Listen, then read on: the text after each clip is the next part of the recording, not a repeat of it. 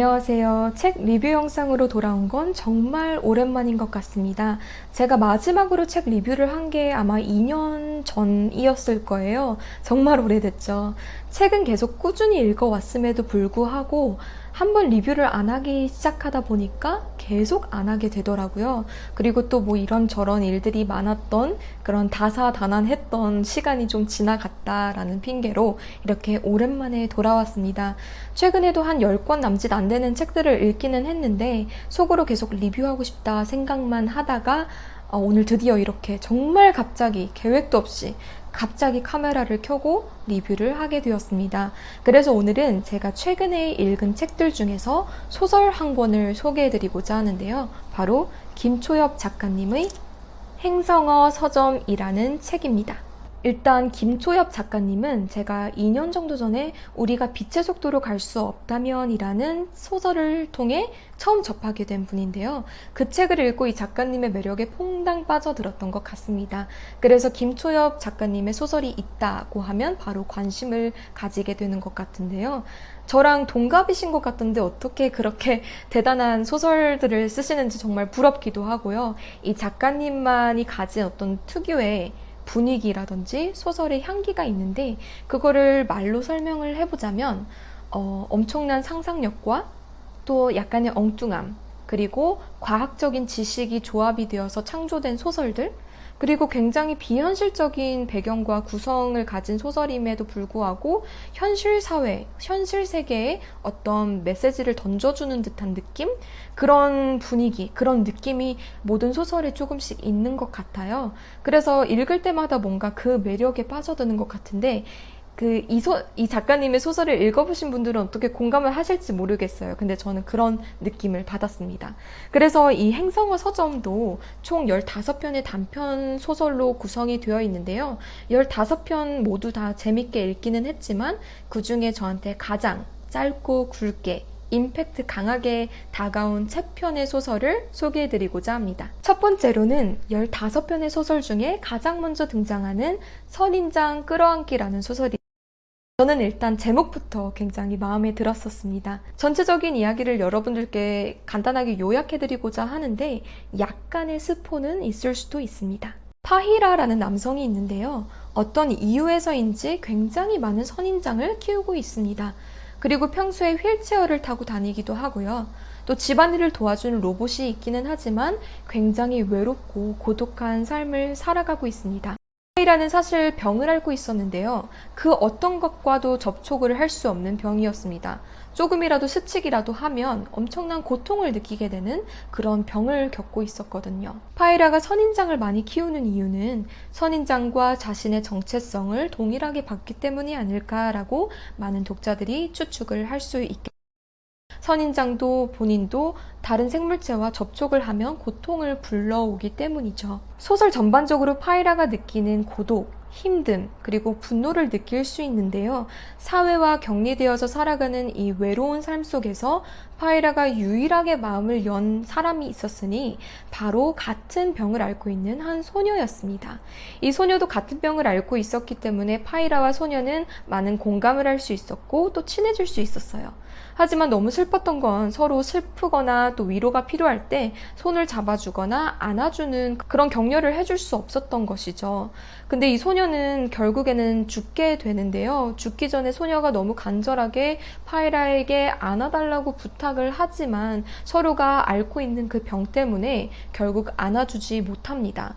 소녀가 죽고 나서 파히라는 계속해서 더 많은 외로움과 또 분노를 느끼면서 살아가게 되는데요.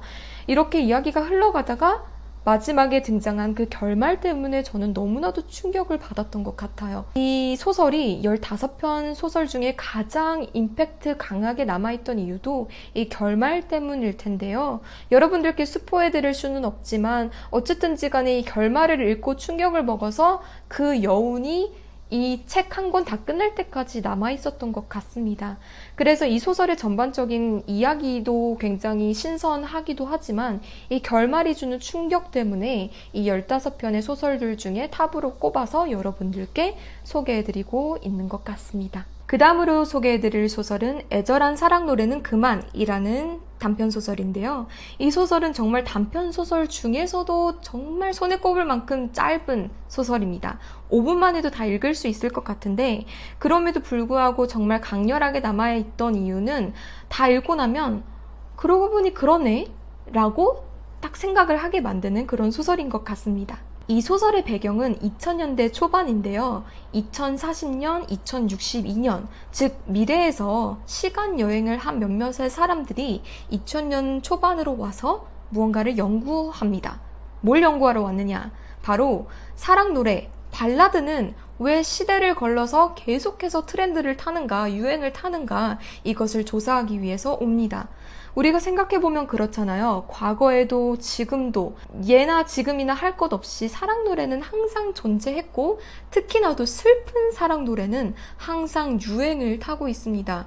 그래서 사랑 때문에 마음이 아파서 술을 먹는다던가 눈물을 흘린다던가 뭐 그런 노래들은 왜 항상 많은 이들의 마음을 사로잡는가, 왜 많은 이들은 그 노래들을 듣고 또 아무렇지도 않게 불러대는가, 이런 것들을 미래에서 조사하기 위해서 과거로 온 겁니다. 굉장히 흥미롭지 않나요? 그래서 여기 이 소설 마지막 부분에 쓰여져 있는 문장을 읽어드리고자 하는데요. 가장 마음에 들었던 흥미로웠던 문장입니다. 로맨스는 시대의 발명품. 모든 사랑이 애절한 건 아니지만 함께 공유할 애절한 사랑의 기억이 사람들에게는 필요한 모양이다. 여기서 로맨스가 시대의 발명품이라고 표현을 한 것이 굉장히 마음에 들었던 것 같고, 또 사람들이 공유하고 싶은 그런 공유하는 애절한 사랑의 기억이 필요한 것 같다는 그런 문장에 많은 공감을 하게 되었고, 생각을 해보니 정말 그렇구나. 그렇기 때문에 사랑 노래, 슬픈 사랑 노래, 이런 것들은 항상 많은 사람들의 관심을 갖게 되는구나 라는 생각을 하게 되었습니다. 굉장히 신선한 주제라서 관심을 갖게 된 소설인 것 같습니다. 마지막으로 소개해드릴 소설은 시몬을 떠나며 라는 소설인데요. 첫 번째, 두 번째 소개해드린 소설과는 또 다른 주제를 가진 그런 신선한 충격을 안겨주는 소설입니다. 이 소설은 배경을 중심으로 말씀드리자면 시몬이라는 행성이 있는데요. 이 시몬이라는 행성은 여기 살아가는 사람들이 모두 가면을 쓰고 살아가는 것으로 잘 알려져 있습니다. 외부의 사람 그 누구도 이 행성에 살아가는 사람들이 가면을 벗은 모습을 본 적이 없는데요. 이 소설 전체적으로 어떤 소녀와 또 이 시몬에서 온 어떤 이 시몬 사람, 가면을 쓴 사람의 대화로 인해서 이 사람들이 왜 가면을 쓰고 살아가는지를 독자들이 알아갈 수 있게끔 이야기가 흘러갑니다. 이 소설이 정말 감명 깊었던 이유는 이 시몬에서 온 가면 쓴 사람이 주인공에게 시몬 사람들이 왜 가면을 쓰고 살아가게 되었는지를 설명하는 과정에서 이런 설명을 해요. 가면을 쓰고 살아가게 되면서 우리는 미소를 잃었다. 그리고 눈물을 흘리고 싶을 때도 눈물을 흘릴 수 없고 또 여러 가지 감정들을 빼앗아갔다. 그래서 가면을 쓰고 살아가면서부터 많은 사람들이 감정을 표현할 수 없게 되었고, 하지만 결론은 이 시몬 사람들이 감정을 표현할 수 없게 된 그 가면을 쓰고 살아가는 삶을 더 좋아하게 되었다는 겁니다. 그래서 가면을 벗을 수 있는 방법이 생겼음에도, 그런 기회가 생겼음에도 불구하고 사람들은 절대로 가면을 벗지 않게 되었다는 그런 이야기인데요. 사실 생각해보면 우리 현실적인 사회에서도 많은 이들 또는 우리 모두가 가면을 쓸 때가 있잖아요. 그래서 상대방에게 어떤 감정을 가지게 되었을 때도 그 감정을 드러내지 않기 위해서 가면을 쓰고, 또 가면을 쓴 모습을 더 편안해하는 경향이 모두에게 있다고 생각을 합니다. 그래서 그런 메시지를 좀 상징적으로 담지 않았나라는 생각을 저는 개인적으로 해보았고요. 그래서 이렇게 현실적인 거를 비현실적이고 4차원인 그 소설로 표현을 해서 정말 인상이 깊었던 것 같습니다. 네, 이렇게 행성어 서점의 15편의 단편 소설 중에 제가 가장 감명 깊게 읽은 3편의 소설을 간단하게나마 소개해드렸는데요. 이 3편 말고도 나머지도 굉장히 재밌게 읽었고, 특히나도 이 행성어 서점이라는 단편 소설도 굉장히 흥미롭게 읽었습니다. 그래서 여러분들이 직접 읽어보실 것을 굉장히 추천을 하고요. 특히나도 SF 소설 좋아하시는 분들께 강력히 추천해 드립니다. 그럼 더 좋은 영상, 또 좋은 책 리뷰로 돌아올 것을 기대하며 오늘 영상은 여기서 마치도록 하겠습니다.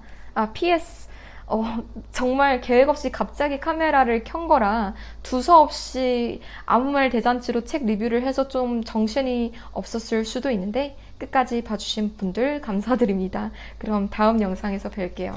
바이.